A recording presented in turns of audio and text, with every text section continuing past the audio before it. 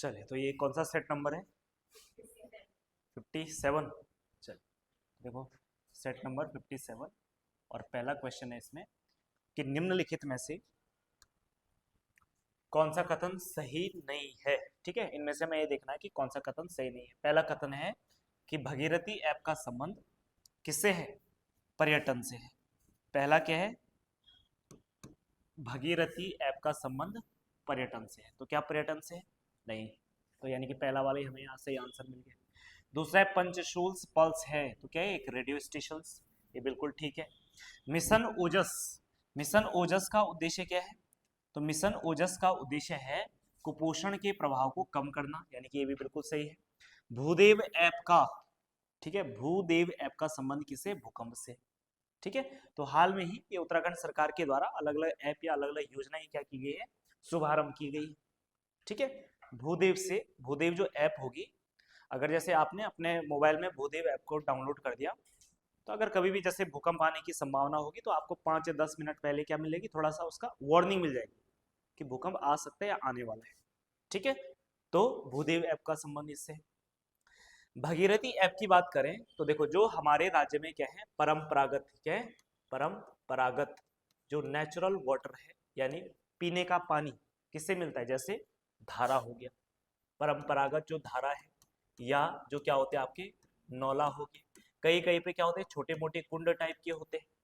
यानी आप एक तरीके से कह सकते हैं कि जो हमारे प्राकृतिक क्या है? पानी के जो स्रोत हैं, प्राकृतिक पानी के जो स्रोत है, इन स्रोतों का संरक्षण करने के लिए, इन स्रोतों का संरक्षण करने के लिए सरकार के द्वारा एक ऐप लॉन्च की गई और इसी ऐप का नाम है भगीरथी ऐप। ठीक है, इसमें बेसिकली जानकारी होगी कहाँ पे कौन सा धारा है, कौन सा नौला है। ठीक है, और किस तरीके से सरकार या स्थानीय लोग उसको बचाने का क्या करेंगे? प्रयास करेंगे। ठीक, नौला और धारा को बचाना बहुत जरूरी है। अगर नहीं बचाया जाएगा तो आने वाले समय में क्या हो सकता है? पीने के पानी का संकट हो सकता है। ठीक है, अब बचाना हमें कैसे कैसे बच पाएंगे? जो नेचुरल, जैसे हर गांव के आसपास एक धारा होता है ना, जहाँ पे कंटिन्यू पानी, पीने का पानी आता रहता है। ठीक है, और पहले के टाइम पे लोग उसी धारा में पानी लेने जाते थे या पानी पीने जाते थे, जो भी कार्य होता था पानी से संबंधित वही करते थे। अब आजकल सरकार ने क्या कर दिया? हर घर पानी वाला सिस्टम कर दिया है ना? तो हर घर में पानी जाएगा, तो हर घर में पानी तभी तो जाएगा जब ऐसे नेचुरल वाटर जो रिसोर्सेस होंगे वो आपके क्या रहेंगे? कंजर्व रहेंगे, यानी संरक्षित रहेंगे। ठीक है, तो इन नौलों को बचाना जरूरी है। ठीक है, तो यानी कि इसके हिसाब से पहला वाला पॉइंट क्या हो जाएगा? आपका गलत हो जाएगा। भगीरथी ऐप का संबंध किससे है? किससे है? किससे हो जाएगा? वाटर कंजर्वेशन से, यानी जल संरक्षण से संबंधित हो जाएगा। जल संरक्षण। ठीक है, या उत्तराखंड में जो प्राकृतिक, ठीक है, पानी के जो स्रोत हैं, उन स्रोतों का संरक्षण करने के लिए सरकार के द्वारा भागीरथी ऐप लॉन्च की गई थी। राइट, चलो जी, तो ये पहला प्रश्न है। दूसरे प्रश्न पे आ जाते हैं। सेकंड प्रश्न है, ग्रीनफील्ड टाउनशिप विकसित करने के लिए किस स्थान पर नॉलेज पार्क विकसित किया गया है? ठीक है, किस स्थान पे नॉलेज पार्क क्या किया गया? विकसित किया गया। तो ध्यान रखना, उधमसिंह नगर में जो है ग्रीनफील्ड टाउनशिप विकसित करने के लिए नॉलेज पार्क की क्या की गई है? स्थापना की गई है। ठीक है, तो जनरली उत्तराखंड, क्योंकि आपकी ग्रुप सी के पेपर हैं और इनमें इस प्रकार के प्रश्न आ जाते हैं, ये वाला पार्क का है, ये उद्यान का है। ठीक है, तो ऐसा ये बड़ा इंपॉर्टेंट है करंट अफेयर के हिसाब से, उधमसिंह नगर हो जाएगा। अगला प्रश्न आ जाते हैं। नेक्स्ट है, राज्य की किस प्रसिद्ध लोक गायिका को लोक निर्मला सम्मान 2025 से सम्मानित किया गया है? ठीक है, तो 2025 में जो लोक निर्मला सम्मान है, किसको किया गया है? बसंती देवी को। किसको किया गया है? बसंती देवी को लोक निर्मला सम्मान 2025 से क्या किया गया है? नवाजा गया है। ठीक, चलो जी, बाकी अनुराधा निराला तो आपको पता ही है ना, ये भी गायक है। कबूतरी देवी का नाम भी आपने सुना ही है। ठीक, अगला प्रश्न आ जाओ। सूची 1 को सूची 2 से मिलान करना है। सबसे पहला है, राज्य में पंचायती राज विधेयक पास हुआ। देखो, पहली बात तो सिर्फ ये कह रहा है कि पास कब हुआ, पारित कब हुआ, और जब पारित होने की बात आती है तो यानी कि कब, किसकी बात कर रहे हैं? पारित कहाँ होता है? अगर राज्य में कोई भी विधेयक अगर पारित हो रहा है तो पारित हो रहा है, कहाँ हो रहा है, कहाँ होता है पारित? बताओ कहाँ होता है पारित? पता नहीं कहाँ होता है भाई, कहाँ होता है? कहीं तो होता होगा पारित, किसी के घर में। हाँ, राज्य में संसद में होता है ना, राज्य के अंदर संसद होती है, विधानसभा में, है ना। तो राज्य में अगर कोई भी बिल है अगर वो पारित किया जा रहा है तो वहां की विधानसभा, राज्य में कानून बनाने के लिए या किसी भी एक्ट को लागू करना या बनाना, ये किसका कार्य है? विधानसभा का। जब तक विधानसभा उसको पारित नहीं करती है तब तक कोई भी विधेयक आपका एक्ट नहीं बन पाता। तो राज्य में कानून बनाने के लिए विधानसभा है, तो वहीं केंद्र में कौन है? संसद है। ठीक है, तो एक प्रोसीजर है, बाकी पॉलिटी में आपको पता है। तो राज्य में पंचायती राज जो विधेयक था हमारे राज्य का पहला, उससे पहले यानी कि 2016 से पहले हमारे राज्य में जो पंचायती राज नियम चल रहे थे वो उत्तर प्रदेश पंचायती राज के नियम चल रहे थे, उसके अकॉर्डिंग हमारे यहाँ पे इलेक्शन होते थे, सब कुछ उसके अकॉर्डिंग हो रहा था। 2016 आते आते सरकार को ये आवश्यकता महसूस हुई कि राज्य बने हुए 16 साल हो गए, 15-16 साल हो गए और अभी तक हमारे पास हमारा क्या नहीं है? पंचायती राज कानून नहीं है। तो इसलिए 2016 में राज्य सरकार एक विधेयक लेके आती है, पंचायत राज विधेयक, जो कि विधानसभा में 17 मार्च 2016 को क्या किया गया? पारित किया गया। और जब ये यहां से पारित हो जाएगा तो पारित होने के बाद लागू भी तो करना पड़ेगा, क्योंकि कानून बन गया है और कानून को उसके बाद क्या किया जाएगा? लागू किया जाएगा।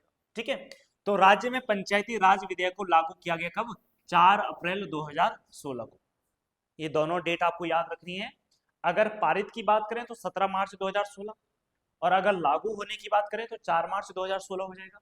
ठीक है, इसके बाद पंचायती विधेयक में संशोधन पहली बार, जो ये आपका 4 अप्रैल 2016 को जो पंचायती राज अधिनियम आया था उत्तराखंड का, इसमें पहली बार संशोधन किया जाता है कब? जून 2019 में। ठीक है, समय समय पे देखो हर एक्ट में संशोधन किया जाता है। संशोधन इसलिए किया जाता है क्योंकि समय के हिसाब से क्या हो जाती है? चीजें बदल जाती है, आवश्यकता अलग प्रकार की चीजों की हो जाती है। तो इसलिए जो कानून आज से 10 साल पहले वैलिड था, जरूरी नहीं कि वो आज के परिप्रेक्ष्य में क्या हो? वैलिड हो। तो इसलिए सरकार को समय समय पे क्या करना पड़ता है? कानून में संशोधन करना पड़ता है। 2019 आते आते सरकार को कुछ आवश्यकता महसूस हुई कि हमें यहाँ पे चेंज करना चाहिए। इसमें जो मुख्य बातें थी, मुख्य बात ये थी कि इसमें एक तो जो भी जनप्रतिनिधि होंगे यानी पंचायत में जो भी लोग इलेक्शन के लिए खड़े होंगे, तो उनकी मिनिमम क्वालिफिकेशंस डिसाइड की गई, निर्धारित की गई, है ना। पहले ऐसा था कि कोई भी उठ सकता था, लेकिन पहली बार क्वालिफिकेशन डिसाइड करी गई और मिनिमम कितना रखा गया? 10th पास। जनरल कैटेगरी मेल कितना रखा गया? 10th पास। बाकी SC ST OBC एवं SC ST OBC और उसके अलावा फीमेल यानी महिला वर्ग, सबके लिए कितना रखा गया? 8वीं पास। ठीक है, तो ये बात ध्यान रखनी। उसके अलावा दूसरी बात क्या ऐड की गई इसमें? दूसरी बात ये ऐड की गई कि अब जिनके 2 बच्चे से ज्यादा होंगे, ठीक है, वो उम्मीदवार नहीं बन पाएगा, यानी वो प्रधान नहीं बन पाएगा और जो वार्ड मेंबर होते वो नहीं बन पाएगा। तो यानी कि एक क्या उम्मीदवार के लिए ये चीज रखी गई, ये प्रावधान रखा गया कि 2 बच्चे से अधिक नहीं होना चाहिए, 2 बच्चे से अधिक नहीं होना चाहिए। तो ये 2 बात आपको ध्यान रखनी है जो 2019 में पंचायती राज अधिनियम में जो संशोधन किया गया है, जो चेंज किया गया। एक तो ये मिनिमम क्वालिफिकेशन डिसाइड की गई, दूसरा 2 बच्चे से अधिक नहीं होना चाहिए, 2 से ज्यादा है तो आप इलेक्शन नहीं लड़ सकते। ठीक, चलिए। भारत में पंचायती राज अधिनियम लागू हुआ, अब तो मिलाने की जरूरत नहीं है, खुद ही मिल गया, 24 अप्रैल 1993, है ना। और जबकि ये विधेयक या अधिनियम कब पास हुआ था? संशोधन कब हुआ था? 1992 में। कौन सा संशोधन? संविधान संशोधन अधिनियम था, है 73वां संविधान संशोधन। ये भी भूल गया ना, हाँ सब भूल गया, कहाँ याद, दिवाली में सब छुर्र हो गया, है ना। हाँ सब फट गया। ठीक, चल। तो भारत में पंचायती राज अधिनियम 24 अप्रैल 1993 को क्या होता है? लागू होता है। लेकिन ये अधिनियम लागू हो रहा है, लेकिन अधिनियम आया कब था? 1992 में अधिनियम आया था, 73वां संविधान संशोधन अधिनियम 1992, है ना। तब तो ये पास हुआ था, लेकिन 1993 में इसको क्या किया गया? लागू किया गया। इसलिए ध्यान रखना 24 अप्रैल को क्या मनाया जाता है? पंचायती राज दिवस मनाया जाता है, पंचायती राज दिवस मनाया जाता है। क्या मनाया जाता है? पंचायती राज दिवस मनाया जाता है। क्लियर है इतनी बात? चलो जी। तो बाकी देखो मैच तो सब मैच ही है, 1 2 3 4, तो फिर अपने हिसाब से देख लेना इसको आंसर को। ठीक है, चलो जी अगला प्रश्न आ जाते हैं। क्वेश्चन नंबर 25 है, ग्रामीण उद्योग वेग वृद्धि परियोजना को अब किस नाम से जाना जाता है? तो हाल में ही सरकार ने ग्रामीण उद्योग वेग वृद्धि परियोजना का नाम चेंज कर दिया गया है और इसका नाम रखा है क्या? ग्रामोत्थान योजना रखा है। क्या रखा है? ग्रामोत्थान योजना रखा है।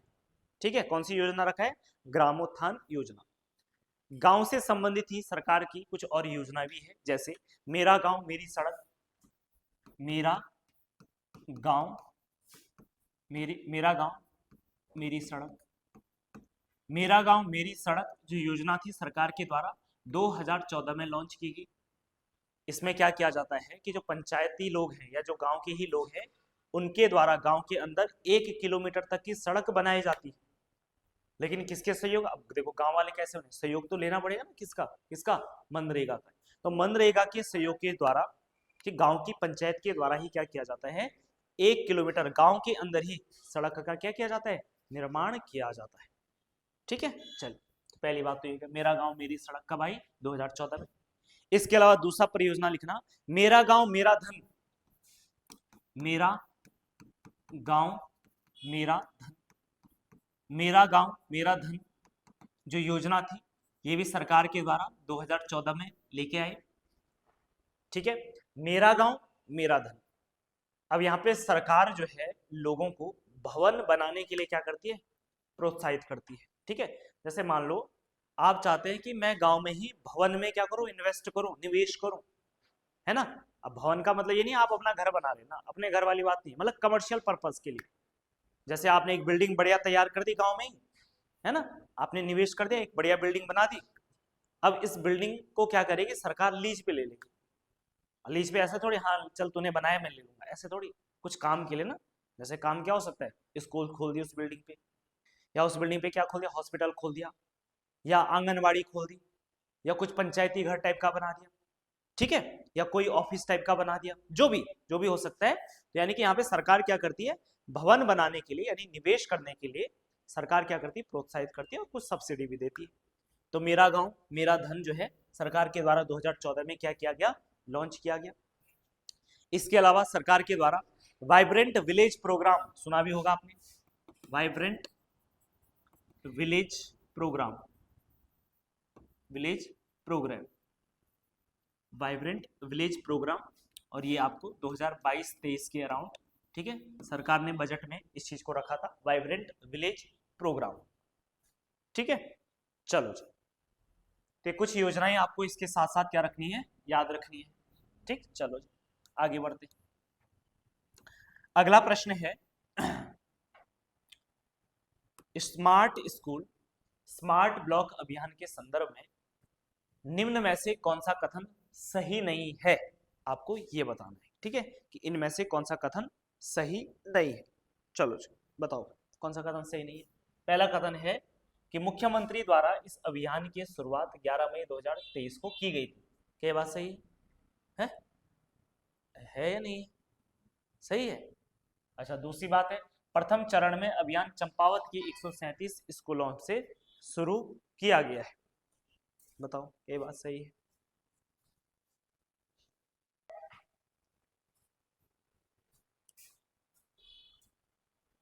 चलिए देखो, ऑप्शन ए है केवल कथन 2 सही है, दूसरा है केवल कथन 1 सही है, दोनों कथन गलत है और दोनों कथन सही है। अब देखो मुख्यमंत्री द्वारा इस अभियान की शुरुआत 11 मई 2023 को की गई है, तो पहला कथन भी आपका क्या है? सही है। और प्रथम चरण में अभियान चंपावत जनपद की 137 स्कूल से शुरू किया गया है, तो यानी कि दोनों कथन आपके क्या है? सही है। तो ए और बी ये भी सही है, ये भी सही है, तो डी वाला आपका क्या हो जाएगा? सही हो जाएगा। ठीक है, डी वाला क्या हो जाएगा? सही हो जाएगा। चलो जी अगले प्रश्न पे आ जाते हैं। अगला प्रश्न है जौनसारी भाषा में जुजल्ठी शब्द का अर्थ क्या है? बताओ, जौनसारी भाषा में जुजल्ठी शब्द का अर्थ क्या है? क्या है? पता नहीं क्या है ना। देखो जुजल्ठी शब्द का मतलब होता है दुल्हन। क्या होता है? दुल्हन होता है।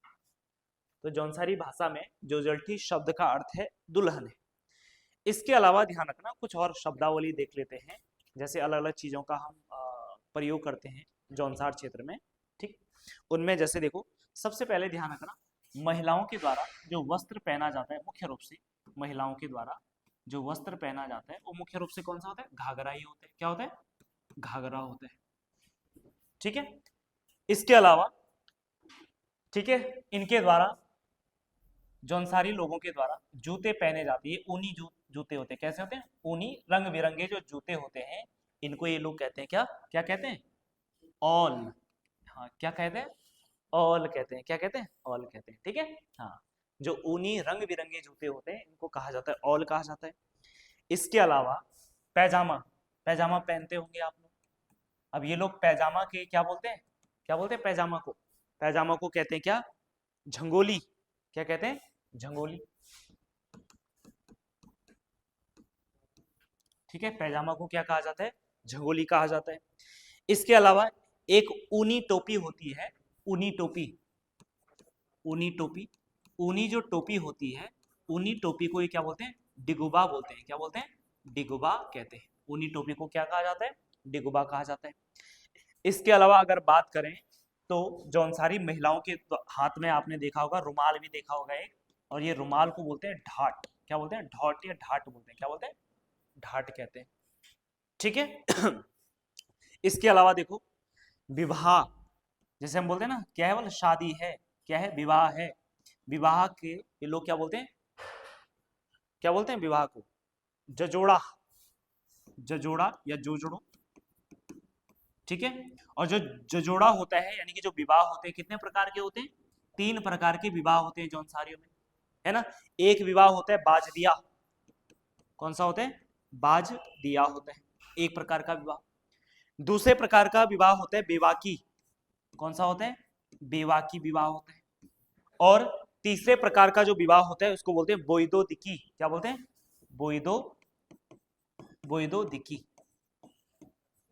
ठीक। तो ध्यान रखना जौनसारियों में 3 प्रकार के क्या होते हैं? विवाह होते हैं। तो टर्म आपको याद रखनी है, ठीक है, क्योंकि आजकल गढ़वाली, कुमाऊनी या जौनसारी शब्दावली खूब पूछी जा रही है।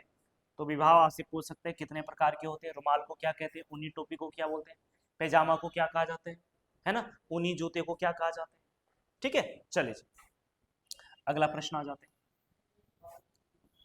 नेक्स्ट प्रश्न है, उत्तराखंड में प्रचलित वैवाहिक परंपराओं के संदर्भ में निम्न कथनों पर विचार करें और सही विकल्प का चयन करें, ठीक है। चलो पहला कथन है आपके पास, क्या है पहला कथन? बताओ पहला कथन, हमें क्या बताना है? सही विकल्प ढूंढना है। सबसे पहले ओडाल प्रथा का अर्थ है उड़ाकर ले जाना, अर्थात किसी पुरुष के द्वारा किसी लड़की या स्त्री को भगाकर ले जाना। इसमें अक्सर लड़की की सहमति रहती है। हाँ, कोई लड़की को भगा के ले जा रहा है तो सहमति होगी ना, है ना। ऐसा तो नहीं नहीं मैं नहीं आ रही, फिर भी जा ही रही है ना, ऐसा तो हो नहीं सकता है। अगर कोई भाग रहा है तो दोनों की सहमति होगी, है ना। तो इसी प्रथा को क्या कहा जाता है? उड़ाल प्रथा कहा जाता है। उड़ाल मतलब उड़ा कर ले जाना है ना। किसी को भगा कर ले जा रहे तो उड़ाई तो नहीं एकदम एक तरीके से। यह अतीत में उत्तराखंड के गढ़वाल मंडल की जनजातीय क्षेत्रों, जौनपुर, उत्तरकाशी एवं भूटांतिक क्षेत्रों की एक वैवाहिक प्रथा का बोधक था। क्या बात सही है? ये बात भी बिल्कुल सही है, ठीक है। यानी कि कथन 1 और कथन 2 अपने आप में क्या है? सही है ना। तो जनरली ये तब होता है, वैसे भगाकर ले जाने की जरूरत ही नहीं है ना, लेकिन कब ये परिस्थिति बनती है? कब बनती है? किसी को कोई भगा कर ले जा रहा है, क्यों? क्यों भगा रहे हैं? अच्छा लग रहा है इसलिए, है? हाँ हाँ, घर उनको पता है मेरे घर वाले नहीं मानेंगे, अगर मान लो बात भी कर ली होगी तो भी नहीं मान रहे हैं, या उनको अंदेशा है कि नहीं मानेंगे, है ना। तो इस कंडीशन में क्या कर देते हैं? भगा के ले आते हैं, है ना। चलो तो डी वाला कथन आपका सही हो जाएगा। कथन 1 और 2 आपकी क्या है? दोनों सही है। अगला प्रश्न आ जाते हैं। उत्तराखंड में फिल्मों को प्रोत्साहित करने के लिए फिल्म विकास परिषद का गठन कब किया गया? हाँ 2016 कब? 20 दिसंबर, ध्यान रखना 20 दिसंबर 2016 को उत्तराखंड फिल्म विकास परिषद का गठन किया गया। और ध्यान रखना इसका हेडक्वार्टर कहां पर है? कहां है? देहरादून में, ठीक है। इसका हेडक्वार्टर कहां है? देहरादून में। तो उत्तराखंड में फिल्मों का विकास करने के लिए उत्तराखंड सरकार के द्वारा उत्तराखंड फिल्म विकास परिषद का गठन किया गया। और कब किया गया? 20 दिसंबर 2016 में किया गया। ठीक है, फिल्मों के बारे में हमने अभी हाल में ही बात करी है। हमारे राज्य में कई प्रकार की फिल्में बनाई गई है ना। और राज्य की जो पहली फिल्म थी, फिल्म का नाम क्या था? राज्य की जो प्रथम फिल्म थी, उस प्रथम फिल्म का नाम क्या था? हाँ, कौन सी? घर जमे जगवाल। ठीक है, कौन सी थी? जगवाल। जगवाल कब रिलीज होती है? 1983 में ये रिलीज हुई थी, है ना। और जगवाल फिल्म के निर्देशक कौन थे? ये निर्माता, हाँ, तो निर्माता थे कौन? पारेश्वर गौड़। पारेश्वर गौड़, ठीक है। और इन्हें उत्तराखंड में फिल्म पितामह, फिल्म जगत का पितामह भी कहा जाता है। ये भी आपको ध्यान रखना है। जो फिल्म जगवाल थी, क्योंकि पहली फिल्म है, तो निर्माता भी इंपॉर्टेंट है, और इसके अलावा नायक भी इंपॉर्टेंट है और नायिका भी इंपॉर्टेंट है। तो नायक कौन थे? नायक तो एक तो यही थे, पारेश्वर गौड़, और दूसरे कौन थे? रमेश मेंदोलिया। कौन थे? रमेश मेंदोलिया हो जाएगी। और वहीं अगर नायिका की बात करें तो नायिका कौन थी? हाँ, नायिका थी कुसुम बिष्ट। कौन थी? कुसुम बिष्ट हो जाएगी, नायिका हो जाएगी कुसुम बिष्ट हो जाएगी। ठीक है, इसके अलावा देखो, जो ये जगवाल फिल्म थी, गढ़वाली थी या कुमाऊनी? गढ़वाली हो जाएगी। अब चाहे आपके पास ये प्रश्न आए कि उत्तराखंड की पहली फिल्म, तो भी जगवाल। प्रश्न ये आए कि उत्तराखंड की पहली गढ़वाली फिल्म, तो भी जगवाल हो जाएगी। वहीं कुमाऊनी बोली की पहली फिल्म कौन सी थी? कुमाऊनी बोली की, ठीक है, पहली जो फिल्म थी वो कौन सी थी? मेघा आ। कौन सी थी? मेघा आ हो जाएगा। ठीक है, ये बात आपको ध्यान रखनी है। इसके अलावा हमारे राज्य में कई सारी और फिल्में भी बनी हैं। जैसे एक फिल्म बनी है मधुली, ठीक है। और मधुली किस पे आधारित फिल्म थी? हाँ, ये मधुली जो फिल्म थी, राज्य में कुली बेगार पे आधारित पहली फिल्म थी। कुली बेगार पर आधारित, ठीक है, कुली बेगार पर आधारित पहली फिल्म थी राज्य की। कौन सी? मधुली। मधुली के अलावा एक फिल्म थी चक्रचाल। कौन सी थी? चक्रचाल। चक्रचाल फिल्म किस पे आधारित थी? हाँ, तो राज्य की पहली फिल्म जो भूकंप पे आधारित थी, उस फिल्म का नाम क्या था? चक्रचाल। उत्तरकाशी में जो भूकंप आया था, उस भूकंप पे आधारित ये फिल्म थी। कौन सी? चक्रचाल हो जाएगी। ठीक है, और चक्रचाल के अलावा एक और फिल्म थी, जिस फिल्म का नाम है तेरी सौ। तेरी सौ। तेरी सौ फिल्म किस पे आधारित है? हाँ, जो रामपुर तिराहा कांड हुआ था, है ना, यानी पृथक राज्य आंदोलन पर बनी पहली जो फिल्म थी, ठीक है, पृथक राज्य आंदोलन पे बनी फिल्म थी, पृथक राज्य आंदोलन। और पृथक राज्य आंदोलन में सबसे बड़ी घटना थी कौन सी? रामपुर तिराहा वाला, रामपुर तिराहा कांड पे बनी ये राज्य की क्या थी? पहली फिल्म थी। ठीक है, तो ये फिल्में ही बड़ी इंपॉर्टेंट है, क्योंकि ये कुली बेगार इंपॉर्टेंट है, पहली पहली पहली बार बन रही है फिल्म, तो अपने आप में क्या हो जाएंगे? सारी फिल्में महत्वपूर्ण हो जाएंगी। ठीक है, चलो, इतनी बात क्लियर है। एक और फिल्म अगर आप लिखना चाहें तो वैसे लिखाई है आप लोगों ने, घर जमे। राज्य की सबसे सफल जो फिल्म हुई है वो कौन सी भी? घर जमे हुई है। और घर जमे फिल्म के जो निर्माता थे वो कौन थे? हैं? ललित, हाँ, हाँ, ललित मोहन उत्प्रेती। हाँ, कौन थे? हाँ, कौन थे? विशेश्वर दत्त। हाँ, कौन थे? विशेश्वर दत्त। ध्यान रखना, घर जमे फिल्म के निर्माता या निर्देशक थे विशेश्वर दत्त। विशेश्वर दत्त हो जाएंगे। ठीक है, कौन होंगे? विशेश्वर दत्त। और इसके अलावा अगर आपको नायक लिखना है तो नायक कौन थे? बलराज नेगी। ठीक है, और नायिका कौन थी? शांति चतुर्वेदी। ठीक, तो ये बातें आपको मोटे मोटे तौर पे याद रखनी। ठीक, फिल्म से ही जुड़ा हुआ एक और जो उत्तराखंड का सबसे महत्वपूर्ण अवार्ड है, उस अवार्ड का नाम क्या है? उत्तराखंड यंग सिने अवार्ड। क्या है? उत्तराखंड यंग सिने अवार्ड कब शुरू हुआ था? 2000, हाँ, 2000 कब? पता नहीं। ठीक है, ऑनलाइन वाले कमेंट करेंगे और आप लोग भी ढूंढ के लाएंगे। ठीक है, हाँ, ऑनलाइन वाले कमेंट करेंगे कि उत्तराखंड यंग सिने अवार्ड की शुरुआत कब हुई थी। ठीक है, चलिए अगला प्रश्न आ जाते हैं। ठीक,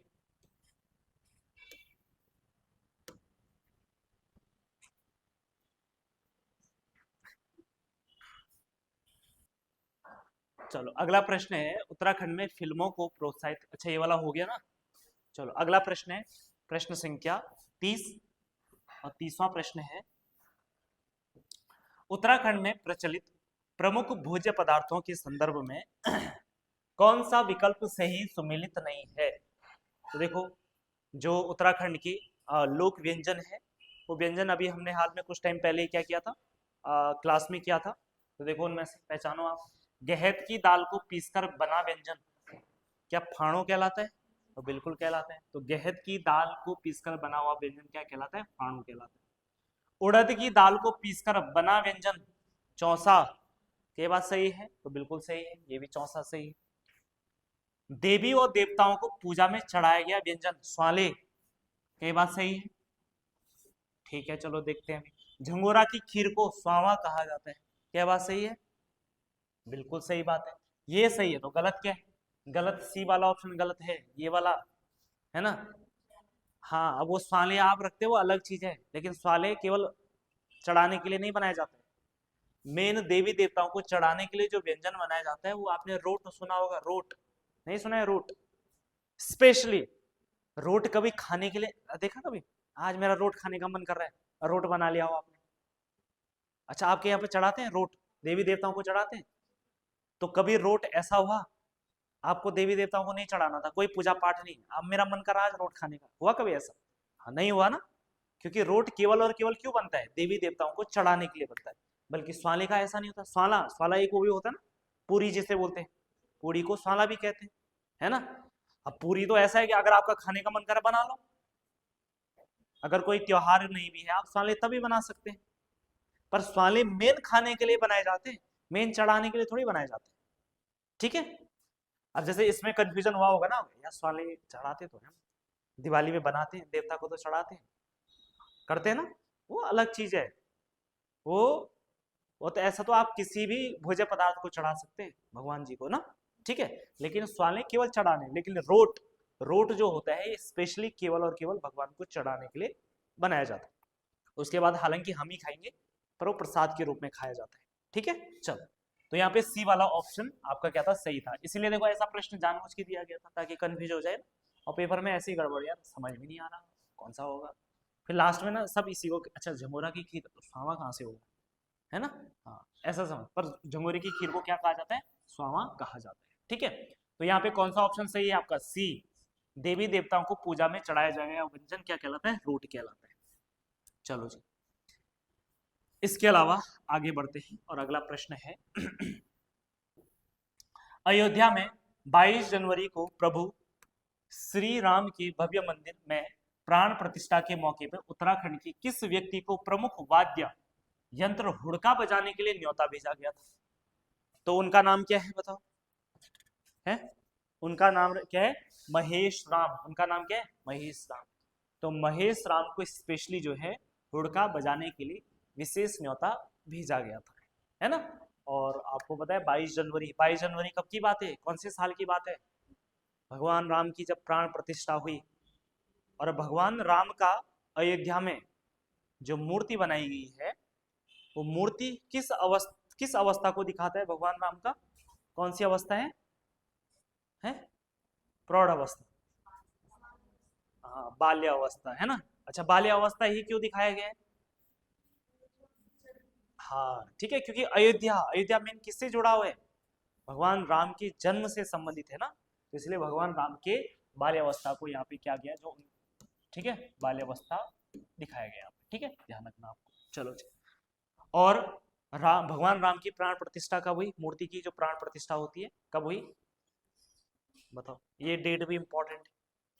अभी पिछले शायद कुछ पेपर में मूर्ति का निर्माणकर्ता कौन था, ये आया था ना पेपर में। हाँ, चलो तो अगली बार ये आ सकते हैं कि प्राण प्रतिष्ठा कब हुई। हाँ, 22 जनवरी, ठीक है, वो लिखा है हमें ना। हाँ बताओ। 2026। हाँ 22 जनवरी 2026। हाँ अच्छा, हाँ कब? 22 जनवरी 2024। ठीक है, 22 जनवरी 2024 ध्यान रखना है। 22 जनवरी 2024 को, ठीक है, भगवान राम की मूर्ति की क्या हुई? प्राण प्रतिष्ठा हुई थी अयोध्या में। ठीक है, चलो जी, अगला प्रश्न आ जाते हैं। उत्तराखंड के लोक गीतों को कूट के माध्यम से सही सुमेलित करना है, और करते हैं, जरा सही सुमेलित करते हैं। सबसे पहले चांचरी या चांचरी को ही कुमाऊं में कहीं कहीं भौनी भी कहते हैं। चांचरी की बात की जाए तो क्या चांचरी एक नृत्य गीत है? चांचरी क्या एक नृत्य गीत है? नृत्य गीत का मतलब जिसमें नृत्य किया जाता है। अच्छा, चांचरी में क्या करते? तो नृत्य नहीं करते, नृत्य ही तो है, तो ये नृत्य गीत बिल्कुल सही हो जाएगा। अच्छा, न्योली बताओ, न्योली, न्योली कैसा गीत है? एक कुमाऊं का एक गीत है न्योली। न्योली जो है एक विरह प्रधान गीत है। वहीं अगर छोप्ती की बात करें तो छोप्ती कैसा एक संवाद प्रधान गीत है ना? संवाद के जरिए यहाँ पे क्या किए जाते हैं? गीत गाए जाते हैं। और वहीं अगर मांगल की बात करें तो मांगल कैसा गीत है? संस्कार गीत है। कैसे? संस्कार गीत है। देखो, चांचरी की बात करें तो जो चांचरी गीत होता है ये कुमाऊं और गढ़वाल के मध्य में, ठीक है, गढ़वाल और कुमाऊं का जो मध्य क्षेत्र है अर्थात बागेश्वर, और मोटा मोटा आप कह सकते हैं कि जो चमोली का कौन सा भाग है, जो पूर्वी हिस्सा है, ये ग्वालदम थराली वाला जो एरिया है या देवाल वाला जो एरिया है, इस एरिया में चांचरी नृत्य खूब होता है। बागेश्वर में तो होता ही होता है, स्पेशली जब उत्तरायणी मेला होता है। बागेश्वर में जो सबसे फेमस मेला होता है कौन सा? उत्तरायणी मेला। उत्तरायणी मेले में चांचरी जो है विशेष आकर्षण का केंद्र होता है। ठीक, चलो उसके अलावा देखो, न्योली की बात करें तो न्योली कहाँ गाए जाते हैं? कुमाऊं क्षेत्र में गाए जाते हैं, एक तरीके के वन गीत होते हैं। वहीं अगर छोप्ती गीत की बात करें तो छोप्ती कहाँ गाए जाते हैं? छोप्ती गीत, छोप्ती गीत गाए जाते हैं कहाँ? ये रवाई जौनपुर क्षेत्र में, रवाई जौनपुर क्षेत्र में जो है आपके छोप्ती गीत गाए जाते हैं। छोप्ती से मिलता जुलता ही एक गीत होता है छपेली, है ना? छपेली गीत कहाँ गाए जाते हैं? हाँ, तो छपेली कहाँ गाए जाते हैं? छपेली गीत गाए जाते हैं कुमाऊं में गाए जाते हैं। नेक्स्ट अगर बात करें तो मांगल, मांगल कहाँ गाए जाते हैं? मांगल, मांगल कहाँ गाए जाते हैं? गढ़वाल क्षेत्र में। मांगल गीत गाए जाते हैं गढ़वाल क्षेत्र में गाए जाते हैं। विभिन्न जो अवसर होते हैं, चाहे विवाह के अवसर हो या कुछ और अवसर हो, ऐसे अवसरों पे क्या किया जाता है? मांगल गीत गाए जाते हैं कहाँ? गढ़वाल क्षेत्र में गाए जाते हैं। ठीक है, ये छोटी मोटी बातें आपको क्या रखनी है? याद रखनी है। ठीक है, चलो जी। ऐसे एक गीत होता है लामण गीत, सुना है आपने? लामण गीत कैसा होता है? प्रेम प्रधान गीत होता है। ऐसे एक गीत होता है भगनौल, भगनौल कैसा गीत होता है? अनुभूति प्रधान गीत होते हैं, कुमाऊं क्षेत्र में गाए जाते हैं। ऐसे ही चौफला होता है, चौफला गीत, ये गढ़वाल क्षेत्र में गाए जाते हैं, प्रेम प्रधान गीत होते हैं। ऐसे बाजूबंद होता है, बाजूबंद कैसे गीत होते हैं? हाँ, ये भी कैसे होते हैं? संवादात्मक प्रकार के गीत होते हैं। ठीक है, चलो, ये बार बार हम कई बार करा चुके हैं, तो इन चीजों को आपको रिवाइज करते रहना है। अगला प्रश्न आ जाते हैं, निम्न में से दून स्कूल की स्थापना किसके द्वारा की गई? तो दून स्कूल की स्थापना आपको पता है किसके द्वारा की गई? सतीश रंजन दास के द्वारा की गई। किसके द्वारा की गई? सतीश रंजन दास के द्वारा की गई। दून स्कूल बहुत फेमस है, ठीक है, और ये हमारे देश का पहला पंजीकृत स्कूल भी, ऐसा नहीं कि स्कूल की स्थापना उससे, लेकिन पंजीकृत है ना, जिसका रजिस्ट्रेशन हो रखा है। अगला प्रश्न, निम्न कथनों पर विचार कीजिए, और अगर विचार करें तो पहला है दून पुस्तकालय एवं शोध केंद्र की स्थापना 2006 में हुई। बिल्कुल एकदम सही है। दूसरा है यह देहरादून के परेड ग्राउंड में स्थित है। ये बात भी बिल्कुल सही है। आपने एक बड़ी सी बिल्डिंग देखी होगी, अगर आप कभी परेड ग्राउंड गए हो, ठीक है, तो वहां पे आपका दून पुस्तकालय एवं शोध केंद्र, ठीक है, अब तो इसको और बड़ा बनाया गया है। ठीक है, तो दोनों कथन आपके सही हो जाएंगे। है कहीं पे दोनों कथन? हाँ, कथन 1 और 2 आपके सत्य है। अगला प्रश्न, सूची 1 को सूची 2 से आपको क्या करना है? इसको मिलान करना है। सूची 1 को सूची 2 से मिलान कीजिए।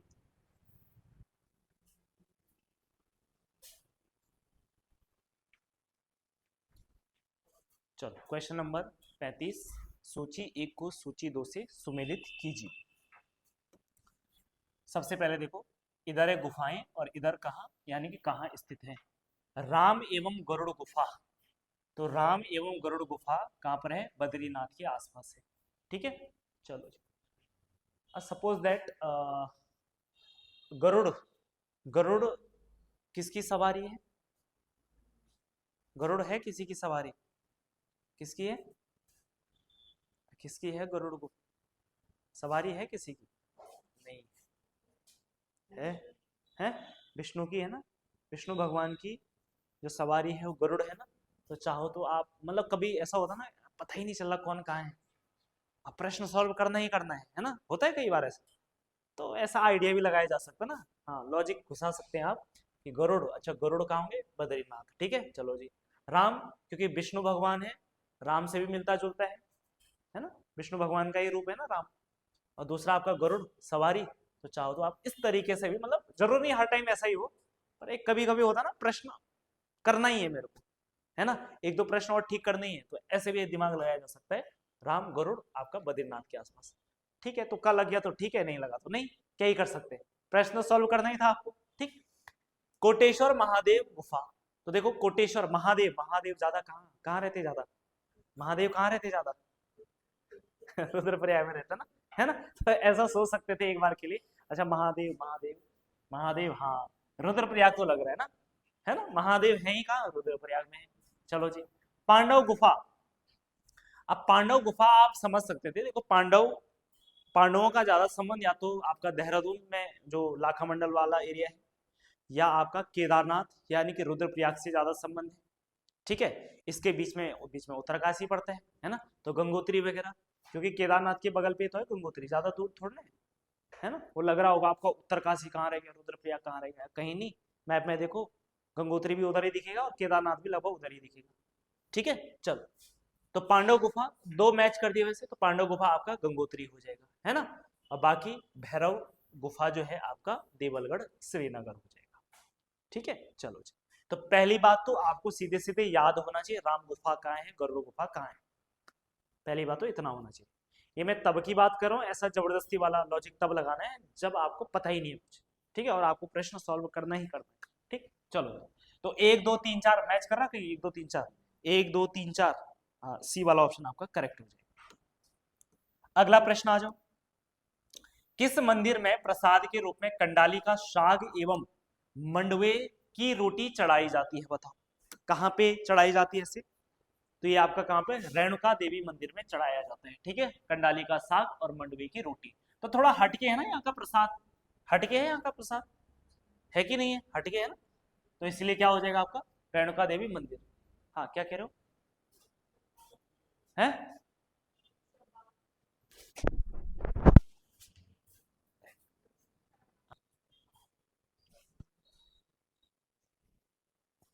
तो कंडाली का साग एवं मंडवे की रोटी कहाँ चढ़ाई जाती है, रेणुका देवी मंदिर में चढ़ाई जाती है, और रेणुका देवी मंदिर कहाँ पर है, तो ये हो जाएगा आपका उत्तरकाशी में हो जाएगा। नंदा देवी मंदिर, देखो नंदा देवी मंदिर की बात करें तो नंदा देवी के मंदिर बहुत जगह मिल जाते हैं, है ना, कुमाऊं में भी नंदा देवी बहुत ज्यादा पूजनीय है, गढ़वाल में तो है ही है, चमोली में, है ना, तो नौटी गांव, ठीक है, यानी चमोली, नंदा देवी का मंदिर आपका और जगह मिल जाएगा, ठीक है।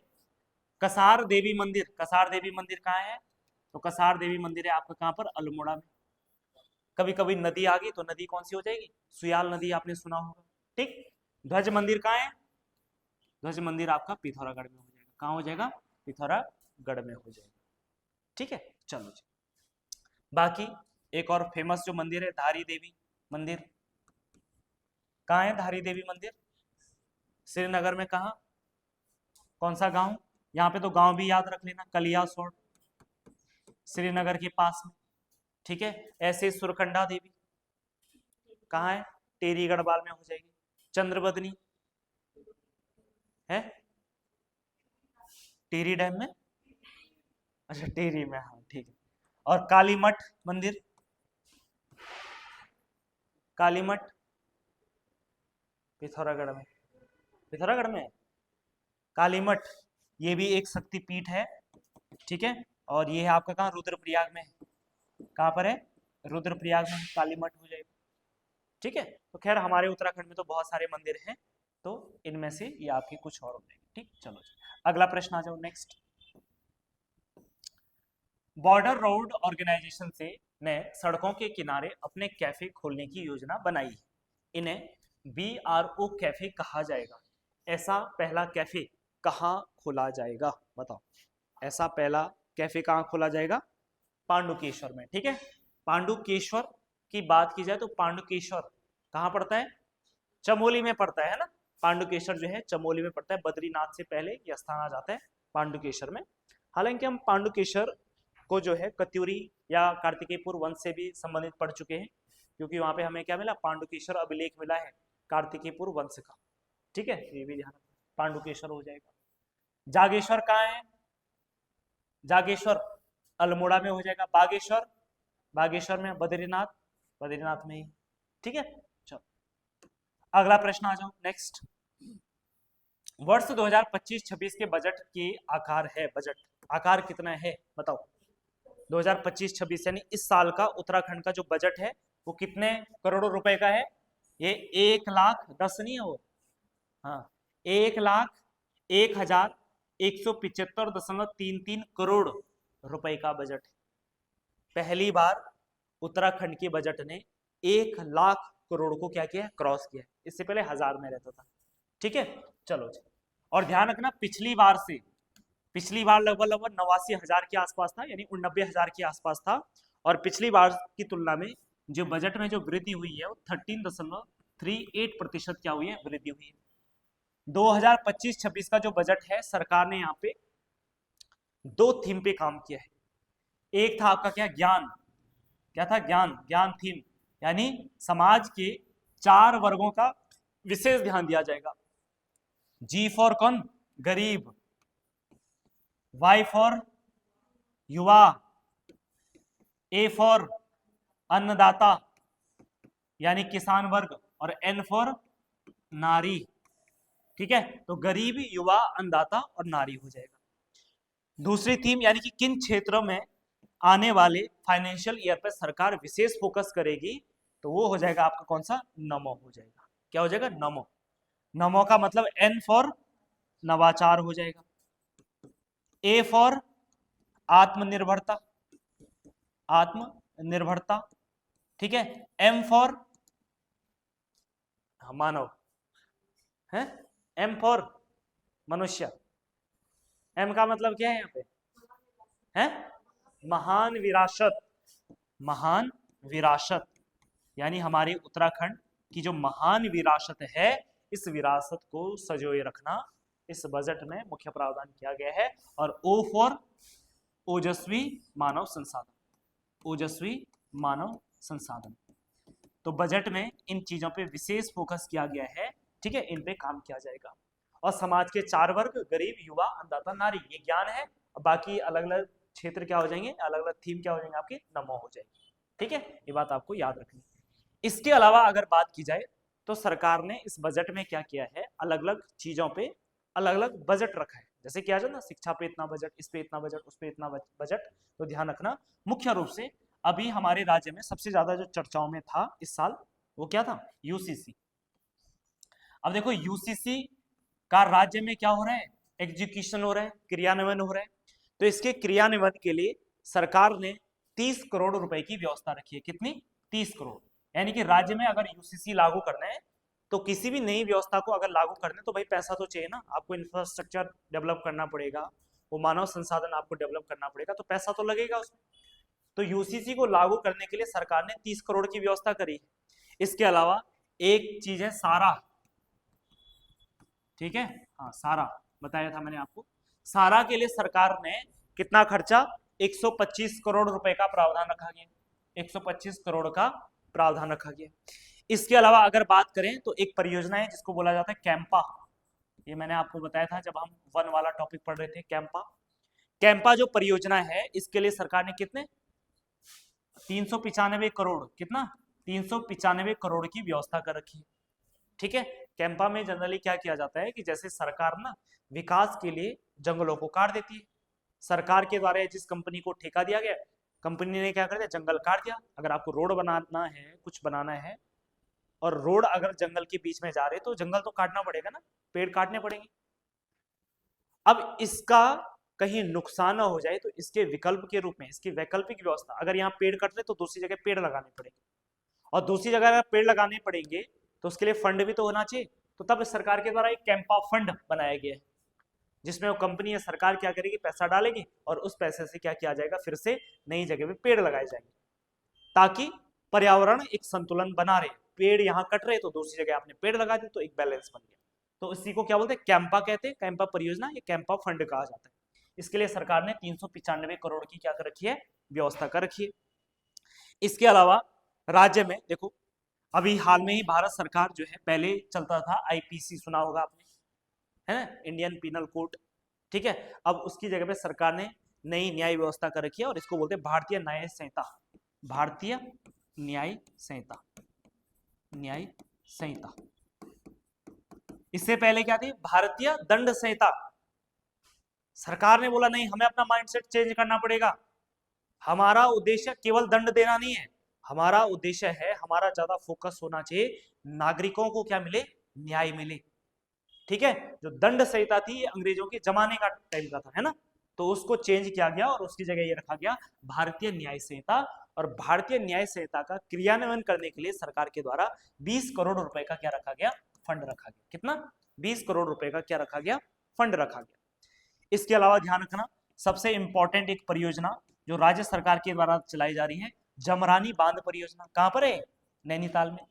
जमरानी बांध परियोजना के लिए सरकार ने 625 करोड़ की व्यवस्था कर रखी। कितनी, 625 करोड़ की, 625 करोड़ की।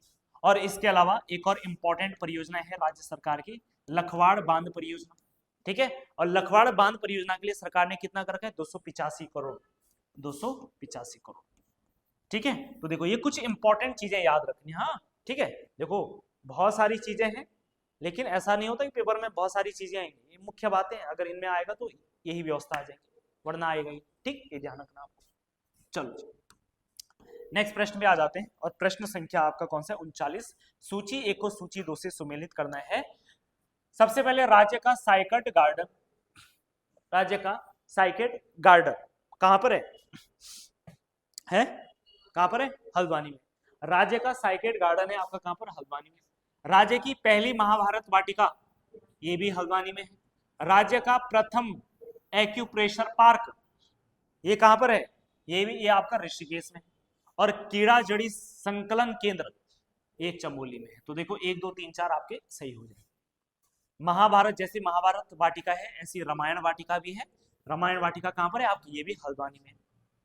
राज्य का या देश का पहला बुरांस पार्क या बुरांस उद्यान कहां पर है, बुरांस उद्यान, देश का पहला बुरांस उद्यान कहां पे बनाया गया है? हाँ, पिथौरागढ़ में। और पिथौरागढ़ में कहां पर, मुंशियारी में बनाया गया, ठीक है। साथ में ये बात भी आपको याद रखना है। राज्य का पहला कैक्टस पार्क, ये देहरादून में बनाया गया है, ठीक है। चलो अगला प्रश्न आ जाओ।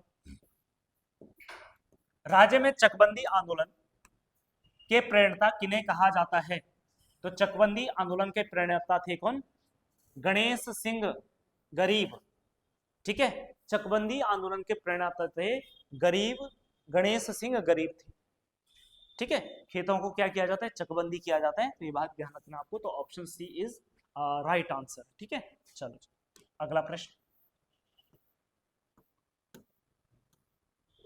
कुमाऊं फैन पाम के संदर्भ में निम्न कथनों पर विचार कीजिए। यह शून्य से कम तापमान में जीवित रहने वाला एकमात्र ताड़ की प्रजाति है। तो पहला कथन बिल्कुल ठीक है, इसे दुनिया का सबसे कठोर ताड़ माना जाता है। तो दूसरा कथन भी आपका क्या है, बिल्कुल ठीक है। तो कहीं है 1 और 2 दोनों सत्य, हाँ, सी वाला ऑप्शन आपका सही हो जाएगा, ठीक। चलो अगला प्रश्न, केदारनाथ में 2013 की आपदा के दौरान राहत कार्य में कौन कौन सी ऑपरेशन चलाए गए? तो देखो कौन कौन सी ऑपरेशन चलाया गया, ध्यान रखना, एक ऑपरेशन सूर्य होप और दूसरा ऑपरेशन राहत, ठीक है।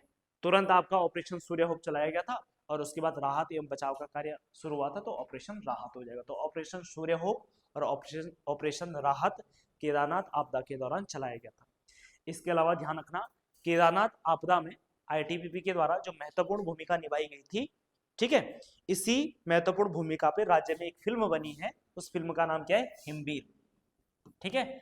आईटीबीपी के द्वारा जो राहत एवं कार्य केदारनाथ आपदा के दौरान किया गया, उसमें बनी गई जो मूवी है, उस मूवी का नाम क्या है, हिमवीर। राज्य में केदारनाथ आपदा कब आई थी, कब आई थी बताओ? हाँ, जून 2013, डेट भी बताना है, ये बहुत इंपॉर्टेंट तारीख है। 16-17 जून, 16-17 जून 2013 में यह आपदा आई थी, ठीक है, ध्यान रखना, ठीक। चलिए इसके अलावा आपदा से संबंधित एक और ऑपरेशन चलाया गया था जब मालपा भूस्खलन हुआ था। कौन सा? मालपा भूस्खलन में कौन सा ऑपरेशन चलाया गया था? Operation angel. ठीक है, ऑपरेशन एंजल चलाया गया किसमें? मालपा भूस्खलन। ठीक है, ये भी ध्यान रखना। चलो जी, अगला प्रश्न, किस वर्ष नैनीताल जनपद में भूस्खलन हुआ था? तो किस वर्ष हुआ? तो ये हुआ था 18 सितंबर 1880 में। ठीक है, नैनीताल जनपद में क्या हुआ था? भूस्खलन हुआ था।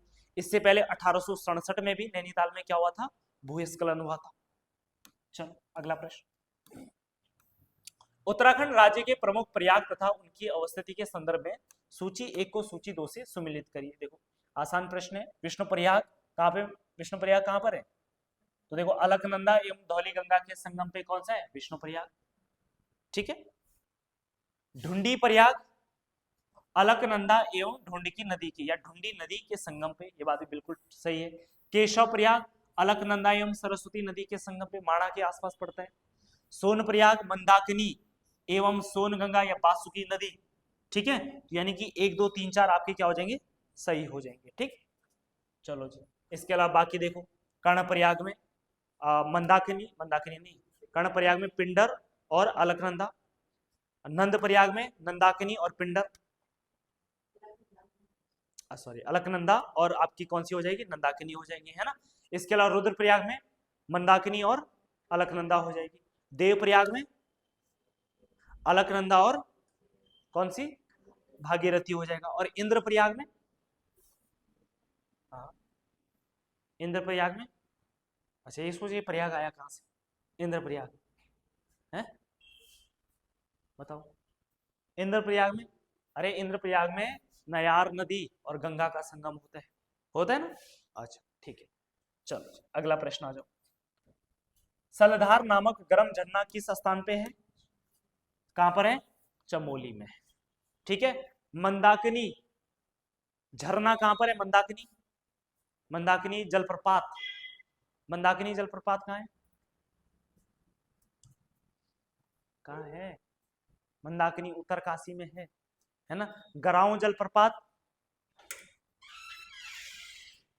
है, गराऊं जलप्रपात कहां है? पिथौरागढ़ में। कॉर्बेट जलप्रपात है नैनीताल में। ठीक है, और कैंपटी जलप्रपात टिहरी गढ़वाल में हो जाएगा। ठीक है, चलो अगला प्रश्न आ जाओ। निम्नलिखित कथनों में असत्य कथन आपको चुनना है और जरा चुनिए। नंदी कुंड शिव भगवान ने पांडवों को अपने दर्शन दिए, ये बात सही है? बताओ क्या बात सही है? बिल्कुल सही है। अरे सही है कि नहीं है? ठीक है, नंदी कुंड शिव भगवान ने पांडवों को दर्शन दिए। नारद कुंड की मूर्ति की खोज शंकराचार्य ने इसी में भगवान विष्णु, ये बात भी सही है बिल्कुल, है ना। सूर्य या तप्त कुंड उत्तराखंड का सबसे गर्म कुंड है, ठीक है। ये भी गौरी कुंड रुद्रप्रयाग में गर्म कुंड स्नान योग्य है।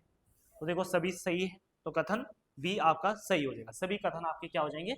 सही हो जाएंगे। ठीक है, अगला प्रश्न, बादल घाटी किस जिले में स्थित है? बादल घाटी, बताओ रे बादल घाटी कहाँ है? बादल घाटी है टिहरी जौनपुर क्षेत्र में, आपको बादल घाटी मिल जाएगी। घाटी से संबंधित आजकल प्रश्न भी पूछे जा रहे हैं, तो ध्यान रखना, एक घाटी का नाम याद रखना, स्कंद घाटी। स्कंद घाटी कहाँ है? स्कंद घाटी है अगस्त्य मुनि रुद्रप्रयाग, अगस्त्य मुनि रुद्रप्रयाग। रुद्रप्रयाग के बाद अगस्त्य मुनि पड़ता है, तो इसी घाटी को क्या बोलते हैं? स्कंद घाटी कहते हैं। ठीक है, चलो जी, स्कंद घाटी के अलावा और कुछ घाटियां हैं, जैसे एक घाटी लिखना चिनाब घाटी। कौन सी घाटी? चिनाब घाटी। ठीक है, ऐसी एक घाटी है उर्गम घाटी। कौन सी घाटी है? उर्गम घाटी। चिनाब घाटी हो जाएगा, उर्गम घाटी हो जाएगा, कहाँ है? चमोली में। ऐसी एक नीति घाटी। ठीक है, ये सब आपके कहाँ हो जाएंगे? जोशीमठ के आसपास, जोशीमठ चमोली, इसी के आसपास आपको ये सारी घाटियां मिल जाएंगी। इसके अलावा कुछ और घाटियां हैं, जैसे निजमुला घाटी, निजमुला, निजमुला घाटी या हापला घाटी, ये आपका गोपेश्वर चमोली के आसपास हो जाएगी। ठीक है, गोपेश्वर चमोली के आसपास आपकी ये घाटियां हो जाएंगी, निजमुला और हापला घाटी। इसके अलावा एक घाटी है गंगवाड़िशु घाटी। कौन सी? गंगवाड़िशु घाटी। गंगवाड़िशु घाटी आपके पौड़ी गढ़वाल में। कहां पर है? पौड़ी गढ़वाल। इसके अलावा एक और घाटी लिखना, पैनो घाटी। पैनो जो घाटी है, पैनो घाटी आपका कहाँ है? रिखणी खाल। रिखणी खाल कहाँ है? पौड़ी में, रिखणी खाल। ठीक। इसके अलावा आपने जनरली खूब न्यूज में आता, तोता घाटी में टूटा हुआ है, सुना है आपने ऐसा? ये टोटा, टोटा नहीं, तोता घाटी में टूटा हुआ है। बार बार वहां क्या होता है? लैंडस्लाइड होता है, सुना है ना आपने? लैंडस्लाइड होता है तोता घाटी में। तो तोता घाटी कहाँ है? तो ये है ऋषिकेश के आसपास। कहाँ है? ऋषिकेश के आसपास है। तोता घाटी कहाँ हो जाएगा? ऋषिकेश के आसपास हो जाएगा। ऐसी एक और घाटी अगर आपने सुना, हेवल घाटी, सुना है? हेवल घाटी वन आंदोलन याद आया कुछ? कहाँ है? नरेंद्र नगर टिहरी गढ़वाल। ठीक है, नरेंद्र नगर टिहरी गढ़वाल हो जाएगा। ठीक। इसके अलावा सोर घाटी, हाँ सीरा, सीरा और सोर घाटी, ये कहाँ है आपका? ये है पिथौरागढ़ में। दून घाटी देहरादून में है ना। हर की दून घाटी कहाँ है? उत्तरकाशी में। हरसिल घाटी उत्तरकाशी में। तो ये लिखने की जरूरत है नहीं। ठीक। तो साथ में इन घाटियों को भी आपको ठीक से याद रखना है। अगला प्रश्न आ जाते हैं। उत्तराखंड में 1925 ईस्वी में सेब का पहला बागान कहाँ लगाया गया? तो देखो ये तो उत्तरकाशी में लगाया गया, हरसिल क्षेत्र। ठीक है, तो सेब का पहला बागान लगाया गया। ठीक है जी, चलो जी। इसके बाद अगला प्रश्न, सूची 1 को सूची 2 से सुमेलित करना है। सबसे पहले अगर बात की जाए, ठीक है, विनोबा भावे ग्रामे उद्योग। ठीक है, विनोबा भावे ग्रामो उद्योग। देखो ये 1954 में इसकी स्थापना होती है। ठीक है, IRD की स्थापना 1960 में। ठीक है, ordnance factory 1984, century paper and pulp board इसकी स्थापना 1943 में होती है। तो एक का ए, बी का 4, ए का 1, बी का 4, सी वाला ऑप्शन आपका क्या हो जाएगा? करेक्ट हो जाएगा। ठीक, चलो जी अगला प्रश्न, निम्नलिखित में से द्वितीय सर्वाधिक लिंगानुपात वाला जनपद कौन सा है? तो ध्यान रखना, हमारे राज्य में सर्वाधिक लिंगानुपात की बात करें, पहली बात तो ये समझो हमारे राज्य का जो कुल लिंगानुपात है वो कितना है? 963।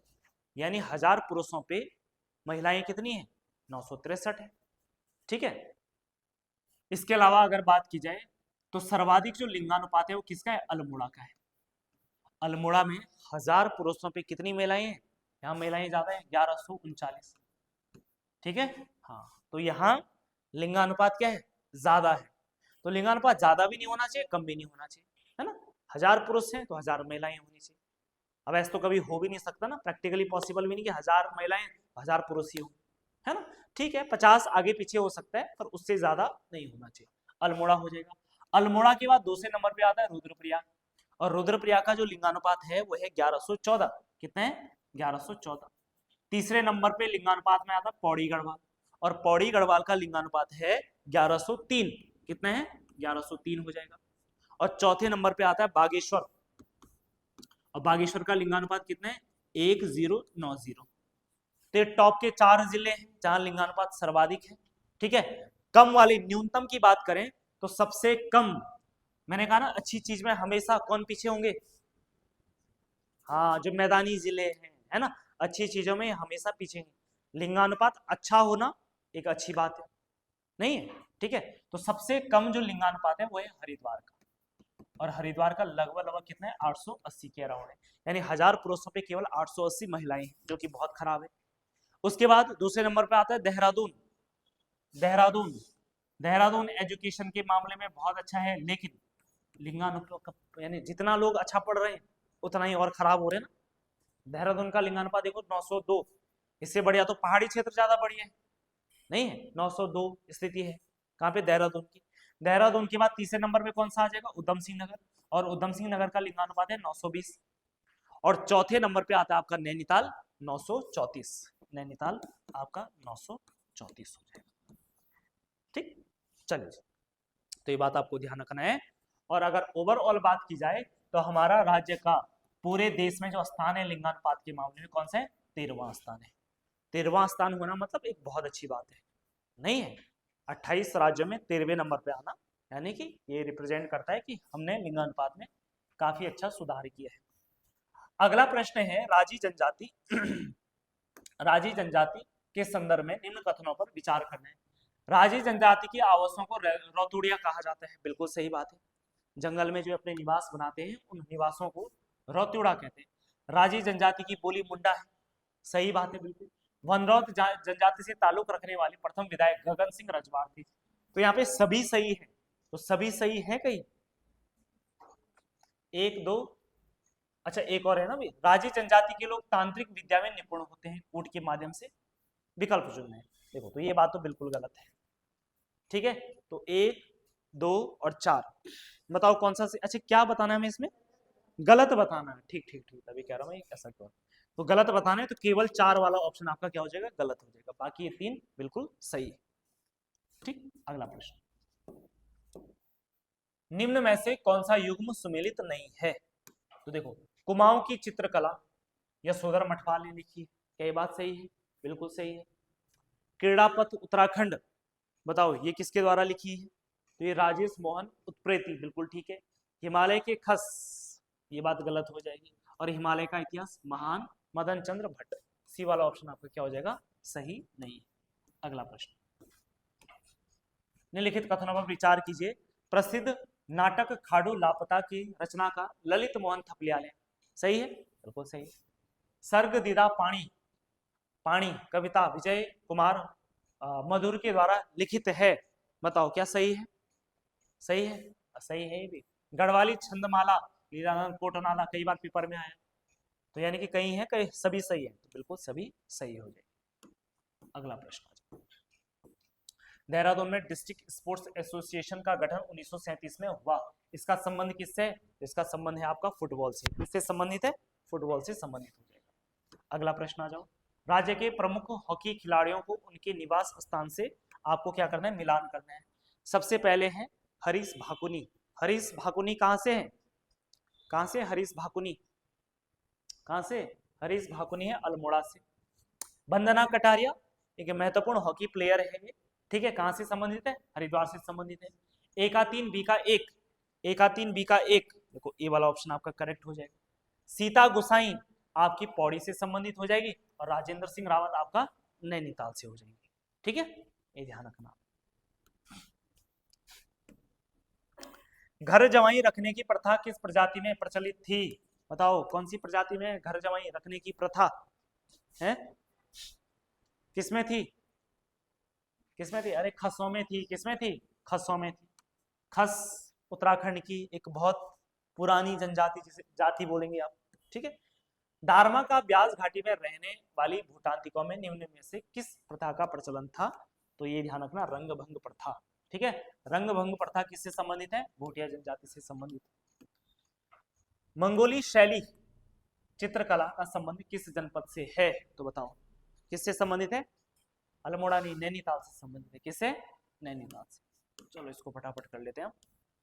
द्वाराहाट के किस मंदिर में महासम संस्कृति से संबंधित आकृतियां प्राप्त हुई है? बताओ कहां से प्राप्त हुई है? चंद्रेश्वर मंदिर, कई बार बताया है ना।